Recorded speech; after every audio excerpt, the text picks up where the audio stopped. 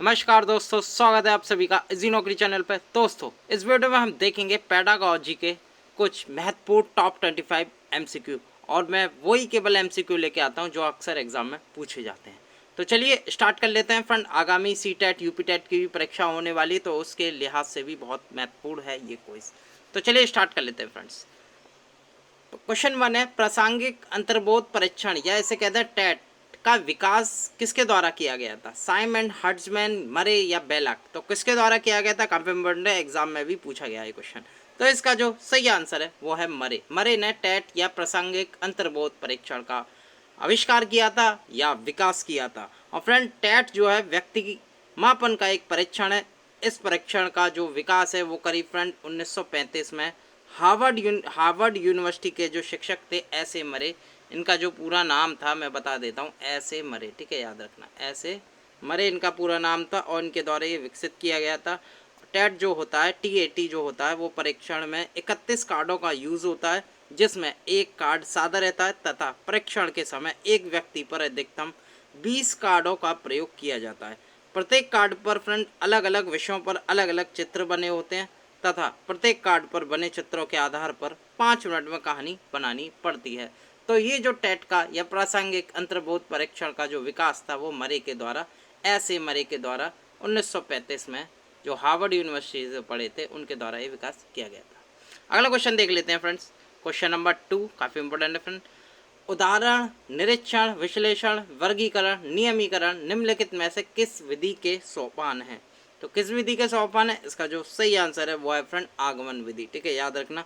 उदाहरण, निरीक्षण, विश्लेषण, वर्गीकरण और नियमीकरण का जो सोपान है, इनके जो सोपान है वो आगमन विधि के अंतर्गत आते हैं। इसमें शिक्षण की आगमन विधि में शिक्षक अनेक विशेष उदाहरणों के आधार पर जो सामान्यीकरण है उन्हें करने का प्रयास करता रहता है। तो आगमन विधि के अंदर आते हैं एग्जाम्पल, निरीक्षण, विश्लेषण, वर्गीकरण, नियमीकरण, ये आपको याद रखना आगमन विधि के अंदर आते हैं। क्वेश्चन नंबर 3 देख लेते हैं, काफ़ी इंपॉर्टेंट है, ये भी पूछा गया है फ्रेंड पेडागोजी में। वह अवस्था जो कि माता के 21वें गुणसूत्र जोड़े के अलग ना होने के कारण होती है, तो उसे क्या कहते हैं? काफ़ी इंपॉर्टेंट पूछा गया है फ्रेंड्स। इसका जो सही आंसर है उसे कहते हैं friend down syndrome. Down syndrome जो है फ्रेंड एक आनुवांशिक या क्रोमोसोम जनित विकार है, और ये फ्रेंड जीवन पर्यंत स्थिति है जो शरीर में क्रोमोसोम का एक अतिरिक्त जोड़ा बन जाने से होती है। सामान्य रूप से वह शिशु 46 क्रोमोसोम के साथ पैदा होते हैं। 23 क्रोमोसोम्स का एक सेट पिता से और 23 क्रोमोसोम्स होते हैं उनका एक सेट माता से ग्रहण करता है। यानी कि बच्चे में जब पैदा होता है तो 46 होते हैं, 23 से पिता से लेता है और 23 से माता से लेता है, ठीक है। और जो डाउन सिंड्रोम से पीड़ित जो शिशु होता है उसमें एक अतिरिक्त 21वें क्रोमोसोम आ जाता है, ठीक है, याद रखना 21वां क्रोमोसोम आ जाता है, जिससे उसके शरीर में क्रोमोसोम की संख्या बढ़कर कितनी हो जाती है? 47 हो जाती है। 47 हो जाती है, और ये आनुवांशिक परिवर्तन शारीरिक विकास और मस्तिष्क के विकास की गति को धीमा कर देती है और शिशु में मध्यम से औसत बौद्धिक विकलांगता का कारण बनती है।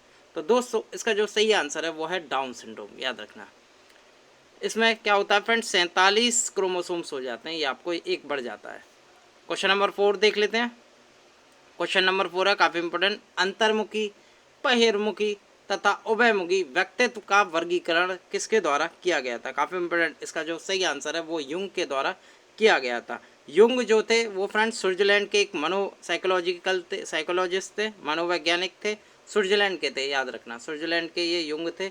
और इन्होंने मनोवैज्ञानिक गुणों के आधार पर युंग ने, जो साइंटिस्ट थे युंग, इन्होंने व्यक्ति का वर्गीकरण किया। किसका किया? व्यक्तित्व का, पर्सनैलिटी का एक तरह का वर्गीकरण किया तथा बताया कि जो व्यक्तित्व है वो 3 प्रकार के होते हैं। कौन से? अंतर्मुखी होता है, बहिर्मुखी होता है और उभयमुखी होता है, ठीक है। ये युंग द्वारा वर्गीकरण इसका किया गया था। 5वां क्वेश्चन देख लेते हैं। बिने साइमन परीक्षण द्वारा मापन किया जाता है किसका? तो बिने साइमन परीक्षण मापन किया जाता है फ्रेंड विशिष्ट बुद्धि का, ये आपको याद रखना है, ठीक है। विशिष्ट बुद्धि का मापन होता है। विशिष्ट या कहते हैं व्यक्तिगत बुद्धि परीक्षण का मापन बिने साइमन बुद्धि परीक्षण द्वारा किया जाता है। 1905 में बिने साइमन नामक 2 वैज्ञानिकों ने, मनोवैज्ञानिकों ने इस परीक्षण की शुरुआत की थी, ठीक है। बिने और साइमन, याद रखना, ये 2 अलग अलग वैज्ञानिक थे। इन्होंने बुद्धि परीक्षण के लिए एक जो परीक्षण मापन था वो बनाया था, और ये 2 वैज्ञानिक थे, ये आपको याद रखना, बिने और साइमन, और विशिष्ट बुद्धि का इसमें परीक्षण किया जाता है। छठा क्वेश्चन देख लेते हैं फ्रेंड्स। छठा क्वेश्चन है, चिंतन संज्ञानात्मक पक्ष में एक मानसिक क्रिया है, यह कथन किसके द्वारा कहा गया है? तो इसका जो सही आंसर है वो है रॉस के द्वारा। रॉस के अनुसार कहा गया है चिंतन संज्ञानात्मक पक्ष में एक मानसिक क्रिया है। ये आपको याद रखना है, आमतौर पे पूछ लिया जाता है सीटेट यूपीटेट में। सातवां क्वेश्चन देख लेते हैं फ्रेंड्स। सातवां क्वेश्चन काफ़ी इंपॉर्टेंट है फ्रेंड्स। किस मनोवैज्ञानिक ने सीखने की सामग्री के रूप में निरर्थक शब्दों का प्रयोग किया? किसने निरर्थक शब्दों का प्रयोग किया? इसका जो सही आंसर है वो है एबिंगहॉस ने किया था। एबिंगहॉस मनोवैज्ञानिक ने निरर्थक शब्दों का प्रयोग सीखने की सामग्री के रूप में प्रयोग करने को कहा था, और उनके अनुसार निरर्थक शब्दों के प्रयोग से धीरे धीरे सार्थक शब्दों को प्रयोग करना आसान हो जाता है। तो ये जो करा गया था, ये एबिंगहॉस जो मनोवैज्ञानिक थे उनके द्वारा ये सीखने की सामग्री निरर्थक शब्दों के रूप में यूज़ की गई थी। तो याद रखना इस क्वेश्चन को, इम्पोर्टेंट है ये। आठवां क्वेश्चन देख लेते हैं फ्रेंड्स। सामाजिक प्रत्याशाओं के अनुसार या अनुरूप व्यवहार की योग्यता का अधिगम सामाजिक विकास कहा जाता है। ये कथन किसका है? ये पूछा जाता है आमतौर पर सीटेट में कथन, और यूपीटेट में भी बहुत पूछे जाते हैं। तो इसका जो सही आंसर है वो है हरलॉक का। हरलॉक जो कि एक प्रसिद्ध मनोवैज्ञानिक थे, जिन्होंने समाज का प्रभाव बालक के विकास एवं अधिगम के किस प्रकार पड़ता है ये बताया था। हरलॉक के अनुसार जो कहा गया है, सामाजिक जो प्रत्याशाओं के अनुरूप व्यवहार की योग्यता का अधिगम सामाजिक विकास कहा जाता है। तो ये हरलॉक का कथन है, याद रखना। नवा क्वेश्चन देख लेते हैं फ्रेंड। किस अधिगम मनोवैज्ञानिक ने बाल अधिगम विकास में पुरस्कार को महत्व नहीं दिया? तो बाल पुरस्कार को महत्व नहीं दिया, तो वो दिया है फ्रेंड गुथरी ने। इन्होंने मना कर दिया था कि बाल पुरस्कार को महत्व नहीं देने का, तो ये दिया था फ्रेंड गुथरी ने। गुथरी ने समीपता का सिद्धांत दिया। ये आपको याद रखना है, किसका सिद्धांत दिया? समीपता का सिद्धांत। समीपता का सिद्धांत इनके द्वारा ही दिया गया था, और उनके अनुसार उद्दीपक एवं अनुक्रिया के मध्य अनुबंध पुनर्बल, यानी कि कहते हैं पुरस्कार के आधार पर नहीं बल्कि समीपता के आधार पर होती है। ठीक है, इन्होंने पुरस्कार के महत्व को नहीं स्वीकारा, इन्होंने फ्रेंड समीपता के आधार को स्वीकारा, याद रखना। और यही नियम इन्होंने दिया था, समीपता का सिद्धांत। जबकि जो थॉर्नडाइक, मैं लिख देता हूँ, जो थॉर्नडाइक थे, थॉर्नडाइक जो मनोवैज्ञानिक थे, और पावलॉक थे, पावलॉक भी थे फ्रेंड, स्किनर भी थे, इन्होंने अधिगम क्षमता को प्रभावित करने वाले कारकों में पुरस्कार को एक महत्वपूर्ण कारक माना जाता है। यानी कि इन्होंने इन तीनों साइंटिस्ट जो साइकोलॉजिस्ट थे, इन्होंने माना था, थॉर्नडाइक, पावलॉक और स्किनर ने, लेकिन जो गुथरी थे उन्होंने नहीं माना था। तो आपको याद करना है, डी ऑप्शन बिल्कुल सही है और ये बिल्कुल गलत है। ठीक है, आपको याद करना, क्योंकि ऐसे ही क्वेश्चन पूछे जाते हैं एग्जाम में। 10वां क्वेश्चन देख लेते हैं। 10वां क्वेश्चन है, माँ बाप के साए से बाहर निकल अपने साथी बालकों की संगत को पसंद करना किससे संबंधित है? किशोरावस्था, पूर्व किशोरावस्था, उत्तर बाल्यावस्था या शैशवावस्था? फ्रेंड, इसका जो सही आंसर है, मैं पहले बता दूं, स्टूडेंट जल्दबाजी में क्या करते हैं, वो उत्तर बाल्यावस्था लगाते हैं, जो ही बेहद ही गलत आंसर होता है, ऑप्शन होता है। इसका जो सही आंसर है वो है फ्रेंड पूर्व किशोरावस्था। फ्रेंड, 9 से 12 वर्ष की अवस्था को क्या कहते हैं? उत्तर बाल्यावस्था। उत्तर बाल्यावस्था कहते हैं इसे। 9 से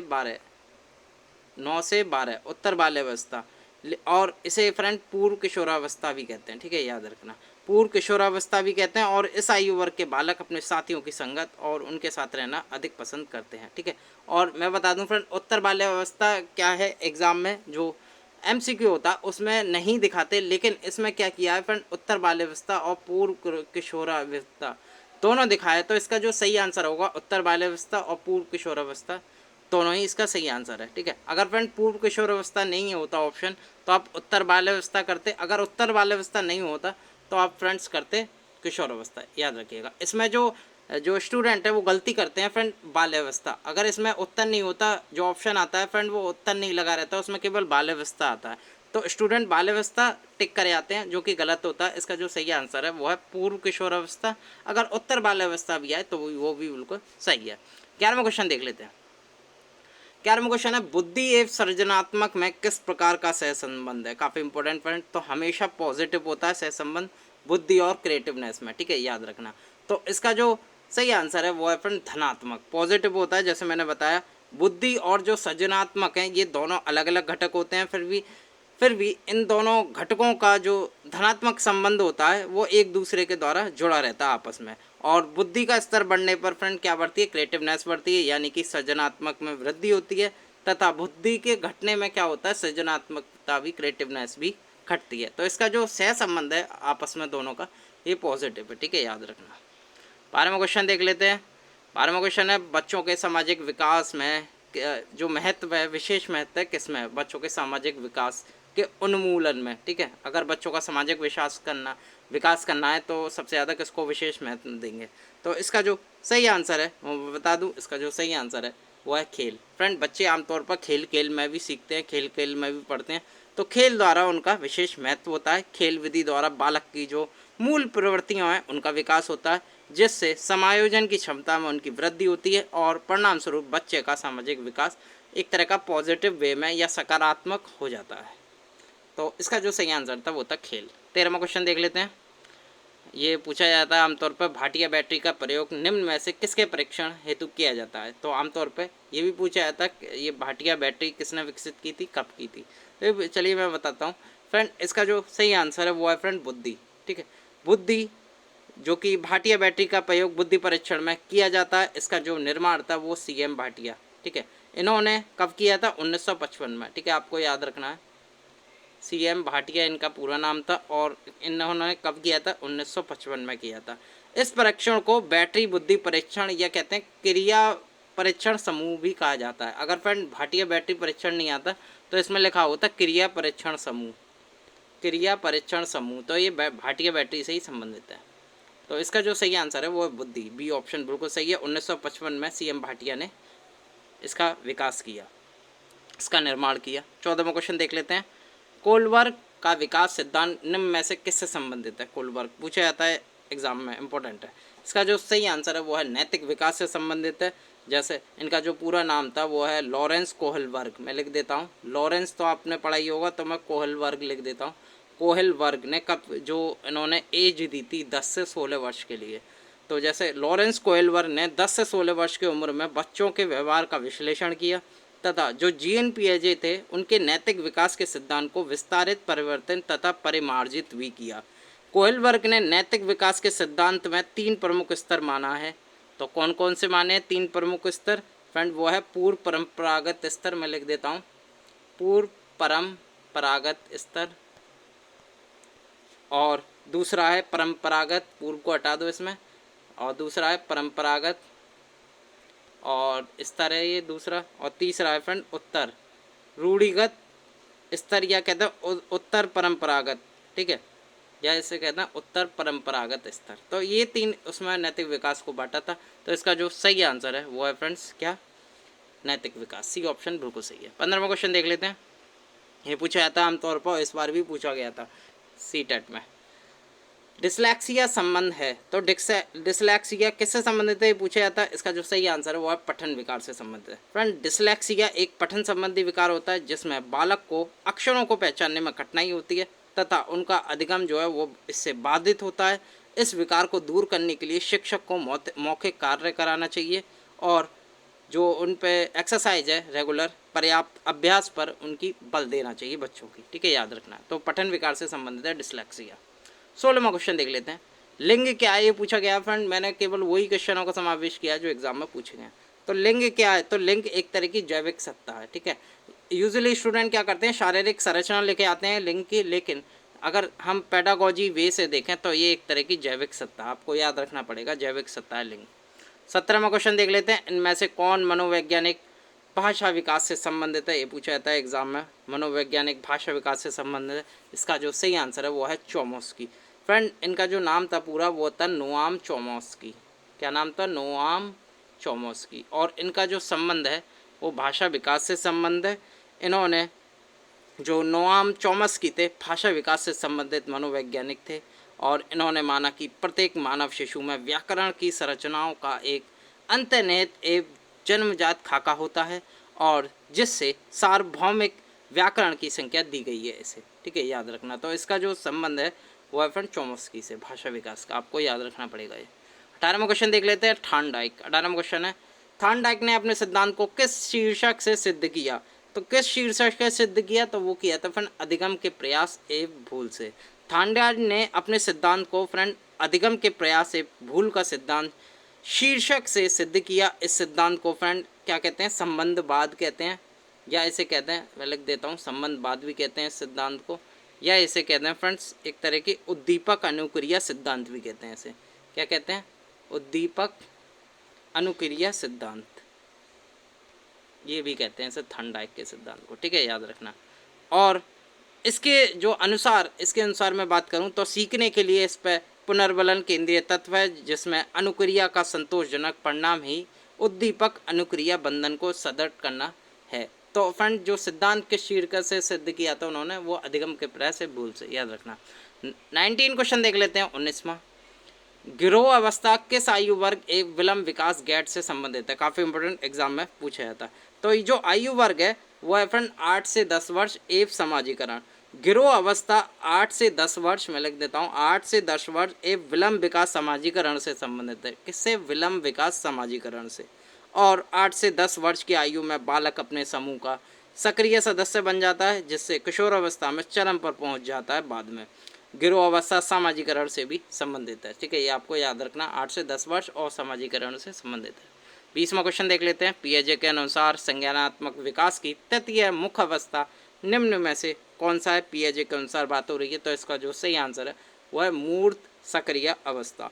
फ्रेंड पियाजे के अनुसार संज्ञानात्मक विकास की तृतीय अवस्था को मूर्त सक्रिय अवस्था कहते हैं। और यह अवस्था फ्रेंड 7 से 11 वर्ष, ठीक है, याद रखना, 7 से 11 वर्ष तक होती है। इस अवस्था में बालक मूर्त वस्तुओं के संबंध में चिंतन प्रारंभ कर देता है, यानी कि सोचना प्रारंभ कर देता है।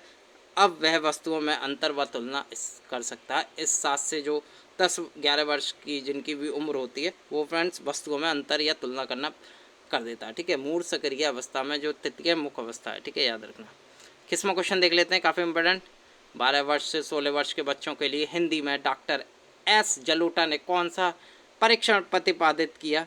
तो कौन सा परीक्षण प्रतिपादित किया था, किन्होंने, डॉक्टर एस जलोटा ने। इसका जो सही आंसर है वो है साधारण मानसिक योग्यता परीक्षण। फ्रेंड पंजाब यूनिवर्सिटी के थे प्रोफेसर एस जलोटा, मैं लिख देता हूँ एस जलोटा, पंजाब यूनिवर्सिटी के थे ये। और उन्होंने एक सामूहिक बुद्धि परीक्षण का निर्माण 1963 में किया था। कब किया था, ये जो बी ऑप्शन सही है, ये कब किया था, 1963 में इन्होंने परीक्षण किया था। और इसका जो नाम रखा था वो रखा था साधारण मानसिक योग्यता परीक्षण। और यह परीक्षण जो है वो फ्रेंड हिंदी, उर्दू एवं जो आंग्ल भाषा होती है उसमें 12 वर्ष से 16 वर्ष के बच्चों के लिए था, ठीक है। जो निकाला था ये साधारण मानसिक योग्यता परीक्षण, जो कि लैंग्वेज में था, हिंदी में भी था, उर्दू में भी था और आंग्ल भाषा में भी था, और 12 से 16 वर्ष के बच्चों के लिए था, ठीक है, ये आपको याद रखना है। तो क्या निकाला था, साधारण मानसिक योग्यता परीक्षण, डॉक्टर एस एस जलोटा ने कब निकाला था, 1963 में। अगला क्वेश्चन देख लेते हैं 22वां, बुद्धि के द्वैकारक सिद्धांत का प्रतिपादन किसके द्वारा किया गया। बुद्धि के द्वैकारक सिद्धांत काफ़ी बार पूछा गया है, इसका जो सही आंसर है वो किया था फ्रेंड स्पीयरमैन ने। बुद्धि के द्वैकारक सिद्धांत का प्रतिपादन है किसने किया, स्पीयरमैन ने किया, जो कि अंग्रेजी मनोवैज्ञानिक थे। और कब किया था, 1904 में किया था, ये आपको याद रखना है। इनके अनुसार बुद्धि जो है वो 2 कारकों से मिलकर बनी है। कौन कौन से, एक तो फ्रेंड जी फैक्टर बताया है जो स्पीयरमैन ने बताया, एक तो जी फैक्टर बताया, एक बताया फ्रेंड एस फैक्टर। और मैं बता दूं जी फैक्टर क्या होता है। जी फैक्टर होता है एक तरह का सामान्य योग्यता कारक, ठीक है, जनरल फैक्टर, या कहते हैं सामान्य योग्यता कि आदमी सामान्य बुद्धि है या कितनी सामान्य योग्यता रखता है। एस फैक्टर होता है फ्रेंड एक तरह की विशिष्ट योग्यता, वो ज़्यादा ही हाईली एक तरह का बुद्धि से तेज हो, तो एक तरह का विशिष्ट योग्यता, जो जल्दी सोच लेता है और जल्दी उत्तर दे देता है। तो एस फैक्टर हो गया विशिष्ट योग्यता वाला और जी फैक्टर हो गया सामान्य योग्यता वाला, ठीक है, याद रखना। 23वां क्वेश्चन देख लेते हैं। 23वां क्वेश्चन है निम्न में से कौन सा युग्म सही नहीं है। तो ये 4 ऐसे क्वेश्चन पूछ लिए जाते हैं फ्रेंड्स, सिद्धांत बहुत पूछे जाते हैं एग्जाम में। तो इसका जो सही आंसर है, इसमें से जो सही नहीं है, सीखने का समग्र सिद्धांत हल के द्वारा दिया गया था, ये जो ऑप्शन है ये बिल्कुल गलत है, ठीक है। बाकी जो तीनों है ना, सीखने का उद्दीपन अनुक्रिया सिद्धांत थॉर्नडाइक ने दिया था, बिल्कुल सही है। सीखने का क्रिया प्रसूत अनुबंधन सिद्धांत ये BF स्किनर के द्वारा दिया गया, और सीखने का क्लासिकल सिद्धांत ये पेवलॉक के द्वारा दिया गया। लेकिन जो सीखने का समग्र सिद्धांत है ये हल के द्वारा नहीं दिया गया था। ठीक है, इसकी मैं बता दूं फ्रेंड, जो सीखने का जो समग्र सिद्धांत है को फ्रेंड्स क्या कहते हैं, सबसे पहले आपको ये पता होना चाहिए। तो इसे सूझ का सिद्धांत भी कहते हैं। ठीक है, सूझ का सिद्धांत भी कहते हैं इसे। और इस सिद्धांत का जो प्रतिपादन है वो फ्रेंड गेस्टाल्टवादी मनोवैज्ञानिक, इनका जो नाम है वोल्फैंग कोहलर है और कुट कोफा द्वारा किया गया था। मैं लिख देता हूँ यहाँ नीचे, कोहलर के द्वारा किया गया था। ये जो सीखने का सिद्धांत है या सूझ का सिद्धांत है ये किया गया था फ्रेंड कोहलर के द्वारा। और जो कूट कोफा, जो मनोवैज्ञानिक थे, कोफा आप याद कर लीजिए। ठीक है, कोफा इनका नाम था। तो कोहलर और कोफा के द्वारा ये फ्रेंड्स इसका एक तरह की इनका सिद्धांत इन्होंने दिया था। और इसके द्वारा हल ने जो सीखने का जो प्रबलन सिद्धांत है उसका भी प्रतिपादन किया था। मैं बता दूं जो हल था, जो हल मनोवैज्ञानिक थे, इन्होंने किसका किया था, इन्होंने किया था फ्रेंड्स सीखने के प्रबलन सिद्धांत का प्रतिपादन किया था। किसके? सीखने का, लर्निंग, सीखने का प्रबलन सिद्धांत। ठीक है, ये आपको याद रखना पड़ेगा। चलिए 24वां क्वेश्चन देख लेते हैं। 24वां क्वेश्चन है, इनमें से किसका नाम या किन का नाम सुजनन शास्त्र के पिता से जुड़ा हुआ आया हुआ क्वेश्चन है फ्रेंड कई बार, और सारे ही क्वेश्चन मेरे आए हुए पूछे जाते हैं।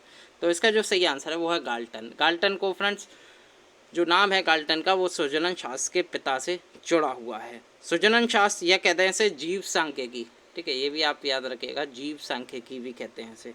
और इसका अर्थ होता है जीवधारियों से संबंधित संख्या का विज्ञान होता है। ये गणित और आंकड़े की विधि के प्रयोग द्वारा जीवित वस्तुओं के जैव गुणों का वर्णन और वर्गीकरण जीव सांख्यिकी भी कहलाता है। ठीक है, और सर फ्रांसिस गाल्टन जीव सांख्यिकी के पिता माने जाते हैं। तो इनका जो पूरा नाम था वो था सर फ्रांसिस गाल्टन। ठीक है, फ्रांसिस गाल्टन आप याद रखें ना, फ्रांसिस गाल्टन।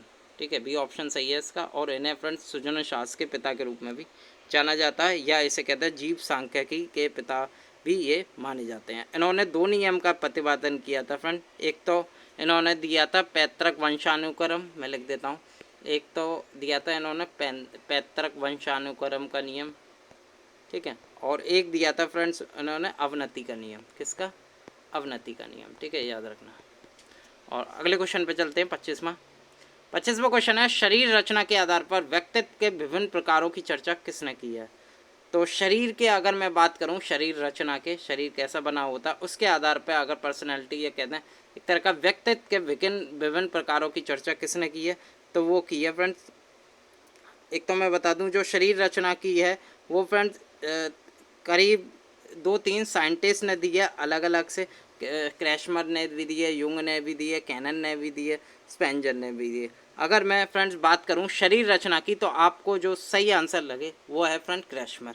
तो क्रैशमर ने किसके आधार पर, शरीर रचना के आधार पर व्यक्तित्व के विभिन्न प्रकारों की चर्चा की है। ठीक है, और जैसे जो व्यक्तित्व के आधार पर देखूं तो बहुत से ऐसे मनोवैज्ञानिक हैं जिन्होंने इसके आधार पर फ्रेंड बहुत चर्चा करी है और एक तरह का सिद्धांत भी दिया है। ठीक है, जैसे जुंग है, जुंग मनोवैज्ञानिक थे, उन्होंने फ्रेंड्स सामाजिक दृष्टिकोण के आधार पर व्यक्तियों को 3 भागों में भी बांटा था, जैसे अंतर्मुखी थी, बहुमुखी और उभयमुखी, जो मैंने अभी बताया था। स्पेंजर ने भी फ्रेंड मूल्यों के आधार पर व्यक्तित्व के विभिन्न प्रकारों की चर्चा की है।